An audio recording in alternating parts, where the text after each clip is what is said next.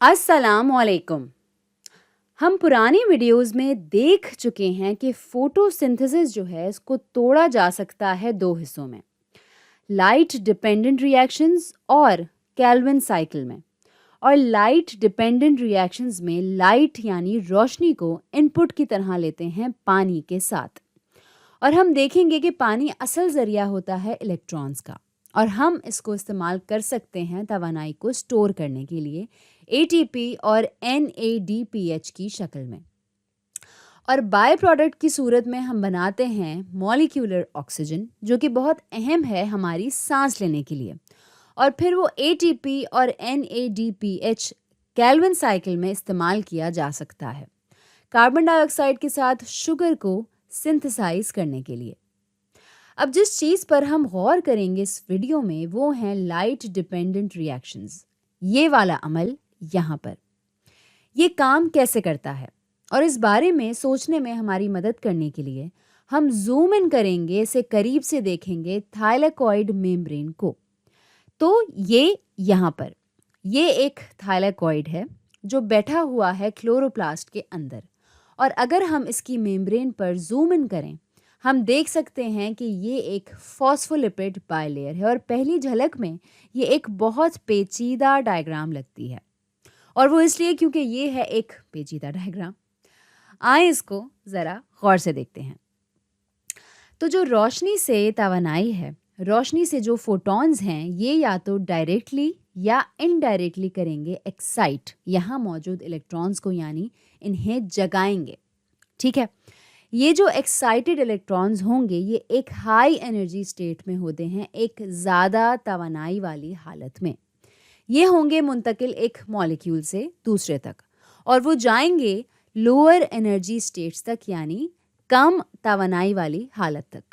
यही चीज़ इजाज़त देती है इन ट्रांसफ़र्स को स्पॉन्टेनियस होने की, इन तबादलों को स्पॉन्टेनियस होने की, ताकि ये हो सकें। ये जा रहे हैं एक हाई एनर्जी स्टेट से लोअर एनर्जी स्टेट तक। इलेक्ट्रॉन्स जो हैं ये ज़्यादा से ज़्यादा आरामदेह होते जा रहे हैं, और जो कुछ तवानाई रहा होती है जब ये हाई एनर्जी स्टेट से लो एनर्जी स्टेट तक जाते हैं, वो तवानाई इस्तेमाल की जाती है हाइड्रोजन आयंस को मेम्ब्रेन के पार पंप करने के लिए। तो स्ट्रोमा के अंदर मेम्ब्रेन के बाहर से ये जाते हैं थाइलेकॉइड ल्यूमेन के अंदर मेम्ब्रेन के अंदर तक। तो आप बना रहे हैं हाइड्रोजन आयन कॉन्सेंट्रेशन ग्रेडियंट, जहाँ पे आपके पास है ज़्यादा कॉन्सेंट्रेशन अंदर की तरफ बनिस्बत बाहर के। और ये अपने आप में ये कॉन्सेंट्रेशन ग्रेडियंट ये इस्तेमाल किया जा सकता है ATP की प्रोडक्शन को तेज़ करने में, ATP सिंथेज के ज़रिए।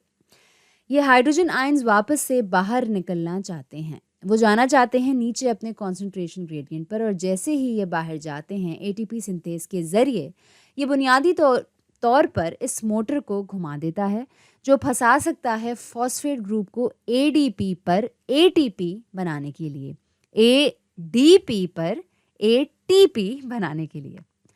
तो एक जो तरीका है इसके बारे में सोचने का वो ये कि ये बना रहा है एक हाइड्रोजन आयन ग्रेडियंट।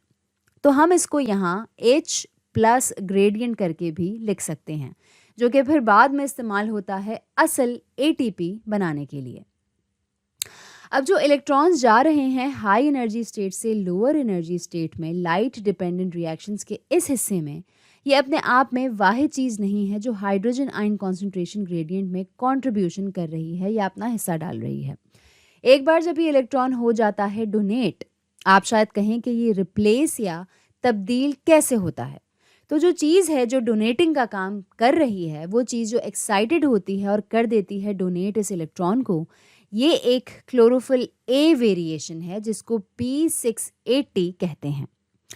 यहाँ P होता है पिगमेंट के लिए, और 680 से होता है नैनोमीटर्स 680 रोशनी की वो वेवलेंथ जो सबसे बेहतरीन जज्ब करती है।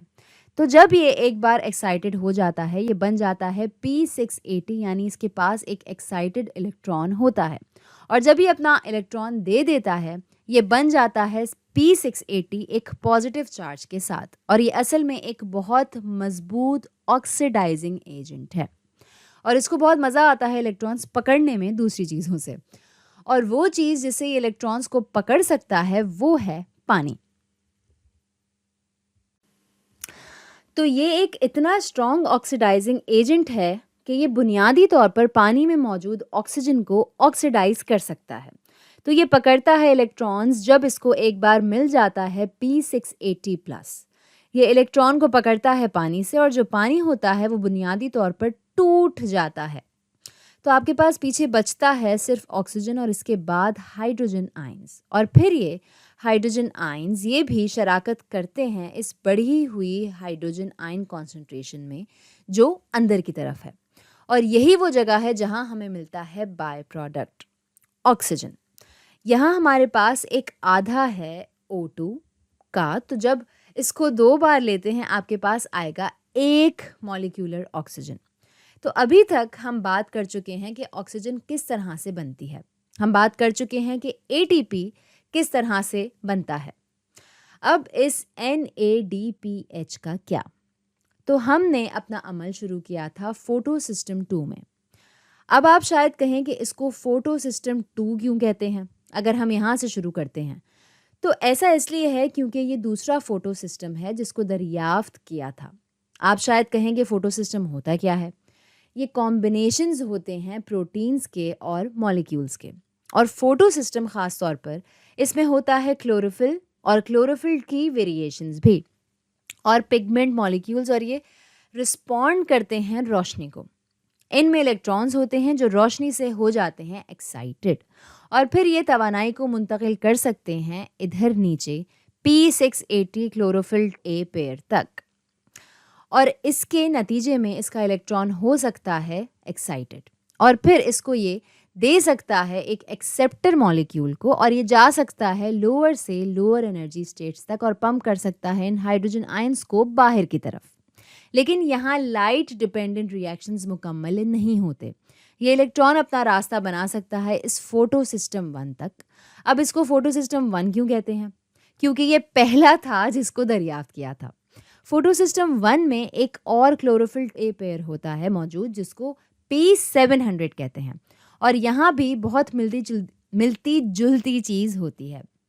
روشنی کر سکتی ہے ڈائریکٹلی یا انڈائریکٹلی اپنا الیکٹران ایکسائٹ اور پھر وہ الیکٹران جب جاتا ہے لوور انرجی لیول پر ایک مالیکیول سے دوسرے مالیکیول تک یہ استعمال کیا جا سکتا ہے NADP+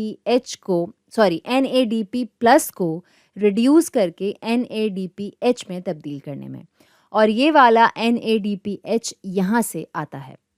اور ایک بار پھر جب P700 دے دیتا ہے اپنا الیکٹران یہ ایک الیکٹران چاہتا بھی ہے اور اس کو وہ الیکٹران مل سکتا ہے جو لوور سے لوور انرجی اسٹیٹس میں جانے کا سفر طے کر رہا ہے. یعنی وہ الیکٹران جو آ رہا ہے فوٹو سسٹم 2 سے. اور اسی لیے آپ عموماً ایسی ڈائیگرامز دیکھیں گے. روشنی آتی ہے اندر, الیکٹرانز ہوتے ہیں انرجائزڈ, ہوتے ہیں وہ ایکسائٹڈ اور پھر وہ جاتے ہیں لوور سے لوور انرجی اسٹیٹس میں. اور جیسے جیسے یہ ایسا کرتے ہیں یہ منتقل ہوتے ہیں ایک مالیکیول سے دوسرے مالیکیول تک اور ان کا ساتھ دیتے ہیں انزائمز. اس توانائی کا کچھ حصہ استعمال ہو رہا ہے ہائیڈروجن آئنز کو تھائلیکوئڈ لیومن کے اندرونی حصے میں ٹرانسفر کرنے کے لیے. پھر فوٹو سسٹم 1 میں آپ کے پاس ایک اور ایکسائٹیشن ہوتی ہے. وہ چیز جو ہوئی تھی ایکسائٹڈ وہ پکڑ سکتی ہے یہ الیکٹران جو لوور سے لوور انرجی اسٹیٹس میں جا رہا تھا اور اس کا ایکسائٹڈ الیکٹران ایک بار پھر منتقل ہو سکتا ہے ایک مالیکیول سے دوسرے مالیکیول تک تاکہ یہ توانائی فراہم کر سکے NADP+ کے لیے جو تبدیل ہو رہا ہے NADPH میں. اور ایک بار پھر جو پورا خیال ہے ہائیڈروجن آئن کانسنٹریشن کا یہاں بڑھنے کا یہ فیول کر سکتا ہے ATP سنتھیز کو جو اجازت دیتا ہے ہمیں ایک فاسفیٹ کو یہاں پھنسانے کی ادھر ADP پر تاکہ ATP بن سکے. تو ہمیں یہ ساری چیزیں یہاں سے ملتی ہیں اور اس کا بائی پروڈکٹ ظاہر ہے کہ آکسیجن ہے. تو آج کے لیے اتنا ہی.